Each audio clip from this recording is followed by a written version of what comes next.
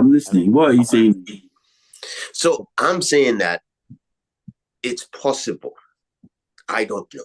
Nobody knows except the City people, City team members themselves and the staff. That there's something in that dressing room that's going on. I don't know what it is, but there's got to be something because the team that is, to my reluctance to agree of how good they are, just fall off a cliff like that, and they haven't really fallen off a cliff, but they've just had a bad spell like that. And I don't know what it is. I really don't. Nobody knows until somebody is going to leak this thing out. If it continues, someone will leak, someone will cave and say, hey, this is what's going on here. But the press conference where he had scratches on his head and everything, maybe Ruben Diaz, are you suggesting that maybe there was a player actually fighting with him and that's what caused the scratches? I don't know. I cannot. I'm always very careful to jump to conclusions like that. But nobody will sue you now. What are you? There's nothing wrong in me saying allegedly, right? Yeah, you have to add that. And there's nothing wrong with me saying perhaps. Yeah. So yeah. Okay. Yeah. But I think I could be wrong, but I honestly think Pep Guardiola was going to leave at the end of this season, no matter what. I think he was not going to sign that new contract. And Man City was preparing Ruben Amorim as their replacement for Pep. Oh. I believe because Sporting Lisbon technical sporting director, he's the guy that they just signed to replace Tiki Bergenstain, who has left.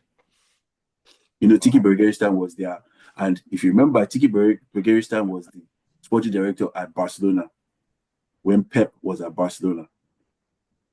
Then Tiki went to Man City.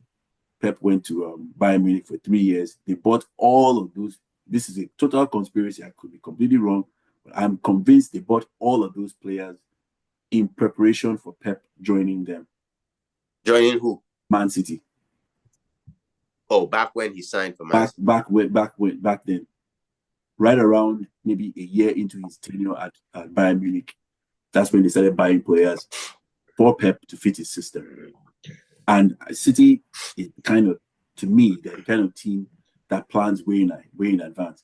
Yeah, that's true. It seems suspicious to me that Pep would wait till 6 months till his contract is over before he signs a new one.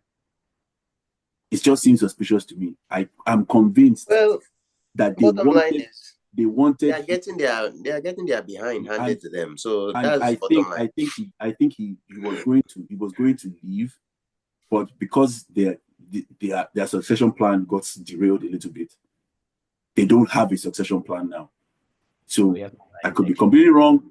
They called him in and said, "Guy, you have to help us out here. We're going to be up shit creek without a paddle if you leave, and we don't have. Okay, what do we do? Please just sign another year contract.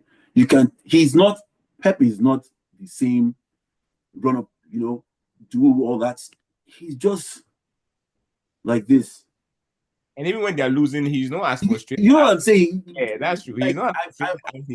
I liken it to Klopp last year. If you remember, Klopp was kind of like that last year before he announced that he was going to go, because to be the manager of a football club for 9 years is a long time, or however many years he has been a man. It is the day-to-day grind of managing a club is, oh my God, it's so much. I remember I've only been at Manchester United for 4 days, and the man was like, he has done more press conferences in 4 days than he did in 4 years at Sporting. It's crazy, and the pressure. How do you top what he has done?